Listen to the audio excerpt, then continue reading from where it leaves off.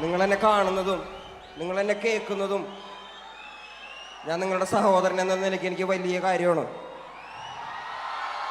ഞാൻ ഒരുപാട് ഇടങ്ങളിൽ പറഞ്ഞിട്ടുള്ളൊരു കാര്യം, എന്നെ കണ്ട് ഇൻഫ്ലുവൻസ് ആവുന്നില്ലേ മക്കള്? നിങ്ങൾ ഉണ്ട് ഉണ്ട് ഉണ്ട് എന്നെ കണ്ട് ഇൻഫ്ലുവൻസ് ആവാൻ പാടില്ലാത്ത കുറച്ച് കാര്യങ്ങളുണ്ട്. അത് ഞാൻ പലയിടങ്ങളിൽ നിങ്ങളോട് പറഞ്ഞിട്ടുണ്ട്. എൻ്റെ അനിയന്മാര്, എന്നെ കേൾക്കുന്ന കൊച്ചനിയന്മാരും അനിയത്തിമാരും വേടൻ്റെ കുറെ ദുശീലങ്ങൾ ഇൻഫ്ലുവൻസ് ആവാതിരിക്കുക.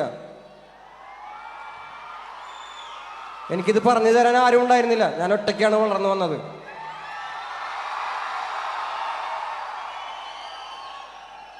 ഞാൻ തിരുത്താനും എന്നെ തിരുത്തപ്പെടാനുള്ള ഒരു സാഹചര്യത്തിലാണ് ഞാൻ നിങ്ങളുടെ മുന്നിലാണ് വന്നിരിക്കുന്നത്.